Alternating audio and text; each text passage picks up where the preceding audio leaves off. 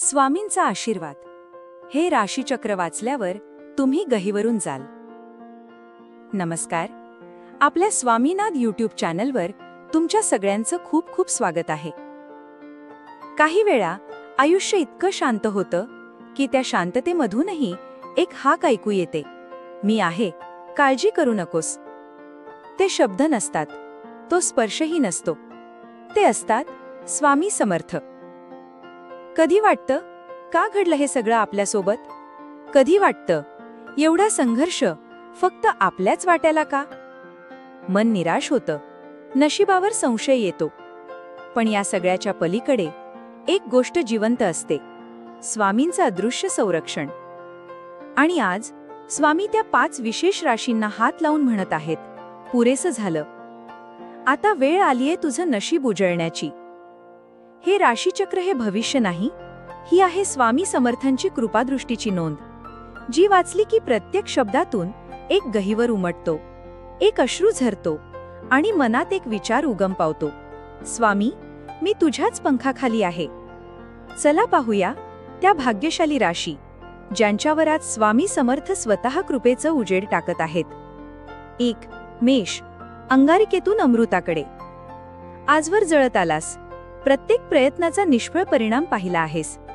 घरच्यांमध्ये तुझं बोलणं कोणी ऐकत नाही.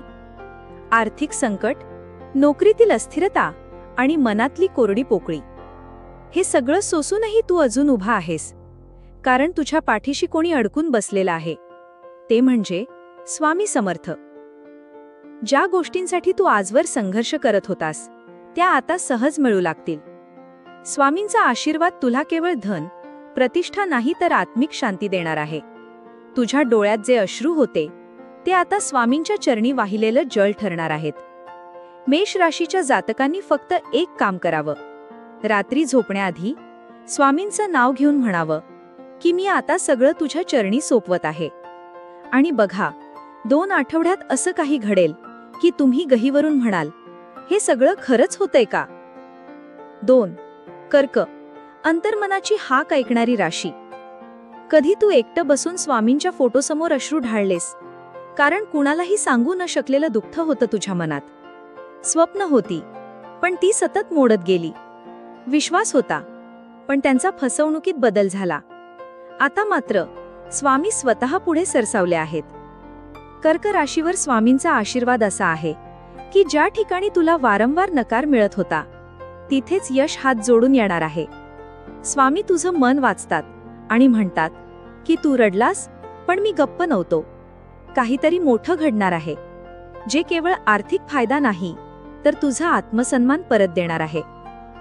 स्वप्नांची पुन्हा उधरण होणार आहे, फक्त धीर ठेव. स्वामी येतील तुझ्या स्वप्नातही आणि तुला खरं सांगतील, सोडून दे हताशपणा, कारण मी आहे ना. 3. सिंह. जेव्हा सिंहही थकतो. हे सिंह, तू बाहेरून शूर दिसतोस पण आतून इतकं कोलमडला आहेस की तुला स्वतःवरच विश्वास उरलेला नाही. कधी वाटतं की सगळे विरोधात आहेत, जगात सगळे मिळालं तरी समाधान नाही, पण स्वामी तुला विसरलेले नाहीत. सिंह राशीवर आता जे तेज येणार आहे ते काळोख फाडून टाकणारं आहे. तुला एखादा असा अनुभव येईल की स्वामी तुझ्या शरीरातूनच बोलत आहेत. अचानक बंद वाटलेले मार्ग उघडतील. ज्यांनी तुला कमी लेखलं तेच लोक तुझ्या पुढे झुकतील. स्वामी तुला सांगत आहेत, तू सिंह आहेस, तुला वाळवंट दाखवण्यात आलं, पण मी आता तुला पर्वत दाखवणार आहे. हे शब्द फक्त लिहिण्यासाठी नाहीत, हे शब्द तुझ्या नियतीत कोरले गेले आहेत. 4. धनु. श्रमांचं सोनं करणारं वरदान.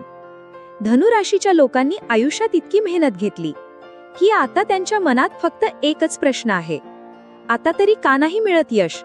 स्वामी आता उत्तर देत आहेत, कर्म तुझं खरं आहे, वेळ माझ्या हातात होती, आता ती वेळ आली आहे. तुझ्या हातून एखादं कार्य पूर्ण होईल जे इतकं महत्त्वाचं असेल की ते पाहून स्वतः स्वामी तुला स्मितहास्य देतील. घरात आनंद, मनात समाधान आणि बाहेर प्रतिष्ठा, हे त्रिसूत्री तुझ्या आयुष्यात फुलणार आहे. धनु राशीवर स्वामींचं असं वरदाष्ट आहे की आयुष्यातली प्रत्येक दिशा स्पष्ट होणार आहे. आणि सर्वात महत्त्वाचं, तुला आता स्वामींची प्रकट अनुभूती होणार आहे. 5 कुंभ, ज्यांचं नशीब आता हसणार आहे. कुंभ राशीचा प्रवास खूपच विचित्र असतो. अधूनमधून प्रकाश, मग परत अंधार. पण स्वामी म्हणतात की ही आता शेवटची परीक्षा होती. तुला सगळी नाती तोडून जायची वेळ आली होती. तुझ्याभोवती असं वाटायचं की कोणीही आपलं नाही. आता मात्र स्वामींच्या कृपेने नवं नातं जुळणार आहे. आपुलकीचं, प्रेमाचं आणि जिव्हाळ्याचं. हे नातं केवळ वैयक्तिक नाही, हे तुझ्या जीवनातील बळ होणार आहे. कुंभ राशीच्या लोकांनी फक्त एक गोष्ट लक्षात ठेवावी. सकाळी उठून स्वामींच्या चरणांना नमस्कार करावा आणि म्हणावं, हे स्वामी, आजचा दिवस तुझ्या इच्छेप्रमाणे जाओ. अशा मनोभावनेतून तुला त्या आशीर्वादाचं खरं स्वरूप कळेल. आणि हो, तुझ्या डोळ्यात पाणी येईल, कारण इतक्या काळानंतर काहीतरी बदल घडतोय हे अंतःकरणाने जाणवेल. स्वामी काहीच मागत नाहीत, ना पैसे, ना पूजा, ना विधी. ते फक्त एका गोष्टीची वाट पाहतात, तुमचं समर्पण. आणि एकदा ते समर्पण स्वामींना दिलत ना, मग हे जग काय नियती सुद्धा तुमचं काही वाकडं करू शकत नाही. स्वामी समर्थ महाराज की जय. असेच माहितीपूर्ण लेख रोज मिळवण्यासाठी आत्ताच आपल्या चॅनलला सबस्क्राईब करा, लाईक करा आणि शेअर करा. धन्यवाद.